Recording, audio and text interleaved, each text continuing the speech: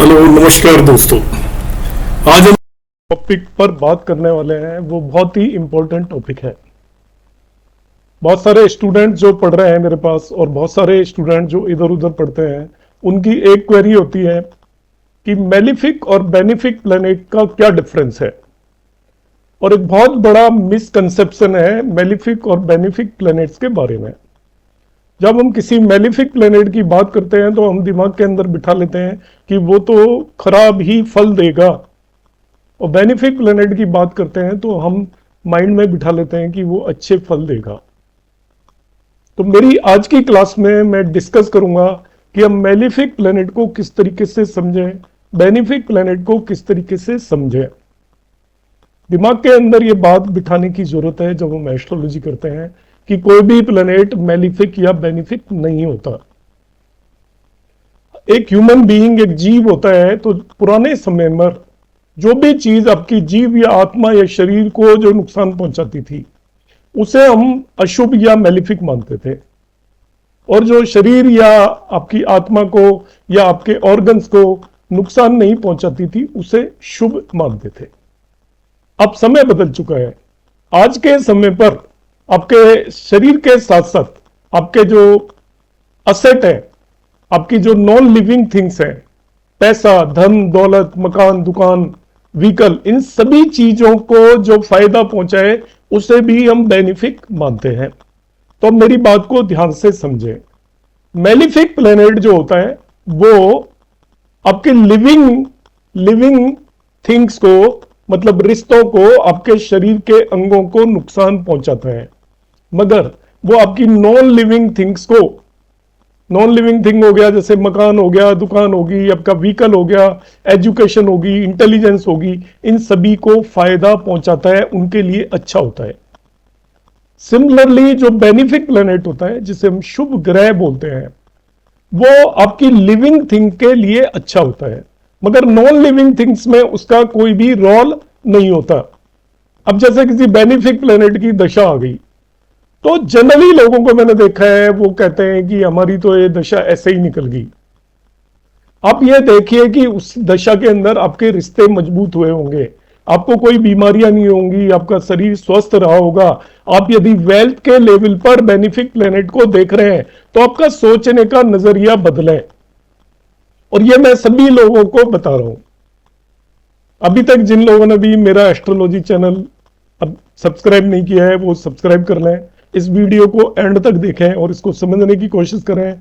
आपका एस्ट्रोलॉजी की तरफ और बेनिफिक और मेलिफिक की तरफ आपका नजरिया जरूर बदलेगा। अब मैं यहां पर एक प्रेजेंटेशन आपके सामने शो करूंगा।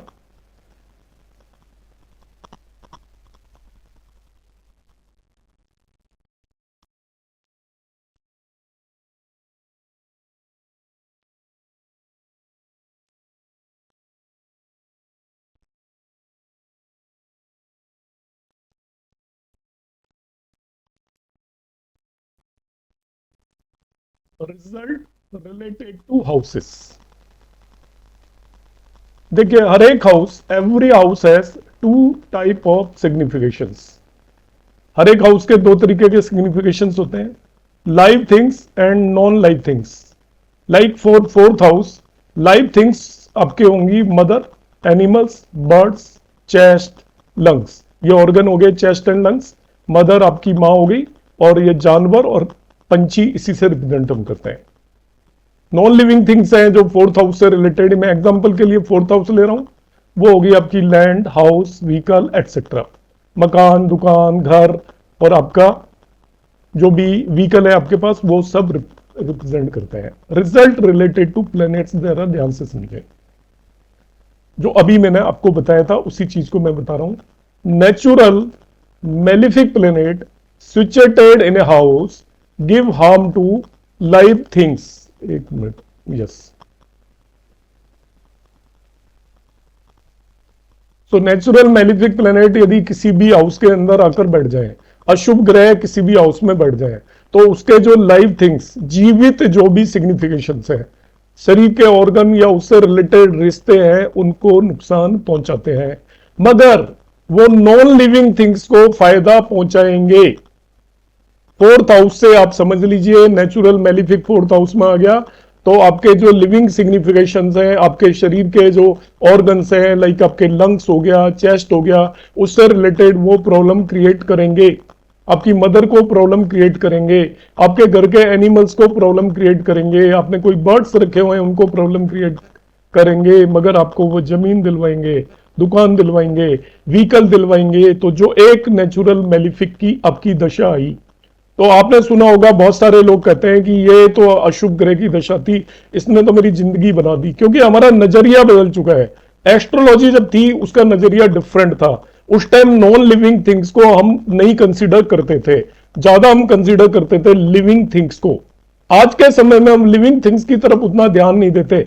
हमारी सेहत खराब हो जाए हमें चिंता नहीं होती, मगर हमारी वेल्थ खराब हो जाए उसकी ज्यादा चिंता होती है। आपको दो बीमारी लग जाए, आपका ब्लड प्रेशर बढ़ जाए, आपको कोई हार्ट रिलेटेड डिजीज हो जाए, आप नहीं कहोगे मेरा टाइम खराब गया।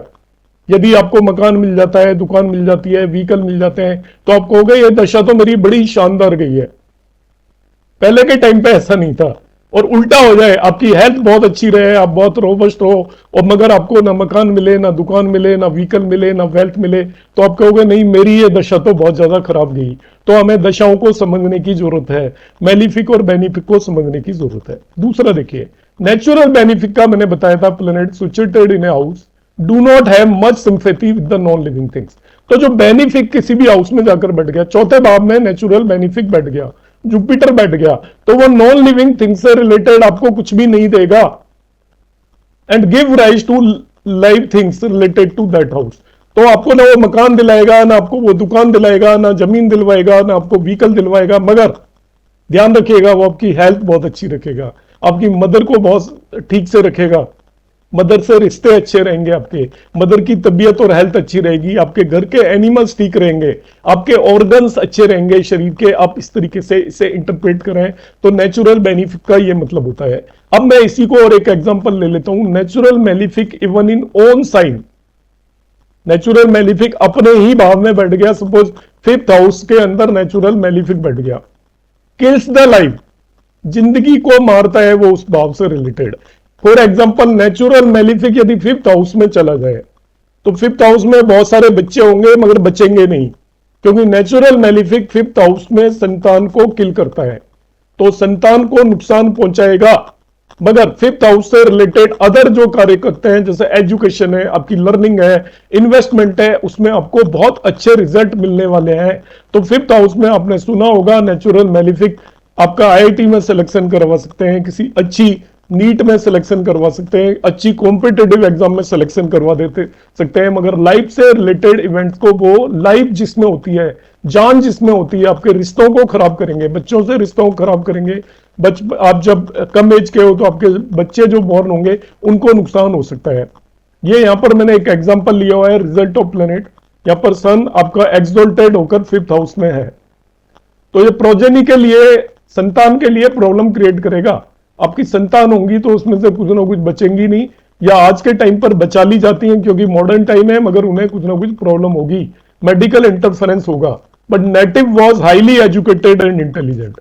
यहां पर नेटिव आपका क्या होगा, हाईली एजुकेटेड और इंटेलिजेंट होगा, क्योंकि फिफ्थ हाउस के अंदर नेचुरल मेलिफिक एक्सोल्टेड होकर बैठा हुआ है, तो उससे रिलेटेड लिविंग जो भी सिग्निफिकेशंस है उनको नुकसान पहुंचाएगा, मगर नॉन लिविंग सिग्निफिकेशंस को फायदा पहुंचाएगा। ये पर्सन यदि स्टॉक मार्केट में इन्वेस्ट करेगा तो इसको बहुत फायदा होने वाला है, लर्निंग में ध्यान देगा तो इसको बहुत फायदा होने वाला है। तो इस तरीके से हम इन सिग्निफिकेशंस को एनालाइज कर सकते हैं। तो आज की क्लास में मेरा जो एक्सप्लेन करने का यहाँ पर जो ऑब्जेक्टिव था आपको, वो ये था कि हम किस तरीके से नेचुरल बेनिफिक और नेचुरल मेलिफिक को इंटरप्रेट करें। उम्मीद है आपको ये वीडियो अच्छा लगा होगा। आपको जैसा भी लगा हो आप कमेंट बॉक्स में जरूर कमेंट करिएगा, और चैनल अभी तक सब्सक्राइब नहीं किया है तो सब्सक्राइब कर लें। कमिंग क्लासेज में ऐसे ही मैं बहुत सटीक फंडे आपके सामने लेकर आता रहूंगा। नमस्कार, धन्यवाद।